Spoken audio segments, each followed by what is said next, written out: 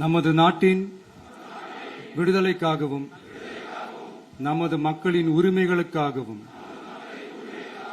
தமிழ் மண்ணில் இருந்து தீரத்துடன் போராடி உயிர் நீத்த எண்ணற்ற வீரர்களின்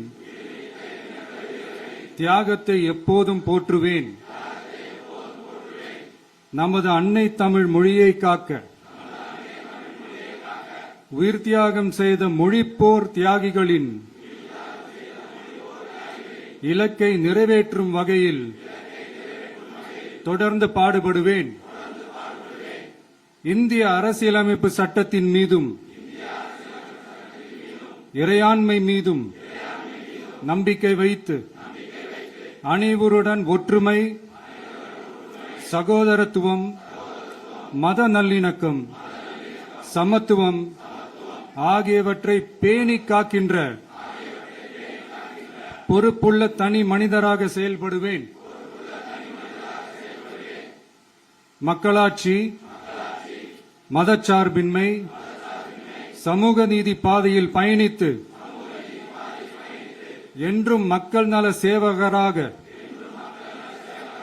கடமை ஆற்றுவேன் என உறுதி அளிக்கின்றேன். சாதி, மதம், பாலினம், பிறந்த இடம் ஆகியவற்றில் பெயரில் உள்ள வேற்றுமைகளை களைந்து மக்களிடையே விழிப்புணர்வை ஏற்படுத்தி அனைவருக்கும் சம வாய்ப்பு, சம உரிமை கிடைக்க பாடுபடுவேன். பிறப்புக்கும் எல்லா உயிர்க்கும் என்ற சமத்துவ கொள்கையை கடைபிடிப்பேன் என்று உளமாற உறுதி கூறுகின்றேன். தேங்க்யூ.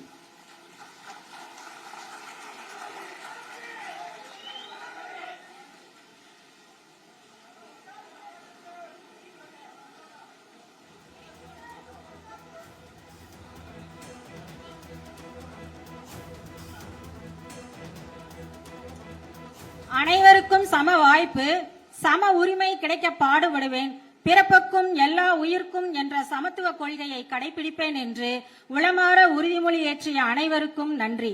அடுத்து, உலகெங்கும் வாழும் தமிழ் நெஞ்சங்கள் பெரும் ஆவலுடன் எதிர்பார்த்து காத்துக் கொண்டிருக்கும் தமிழ் வெற்றி கழகத்தின் வெற்றி கொடியை நமது தலைவர் அவர்கள் அறிமுகப்படுத்த உள்ளார்.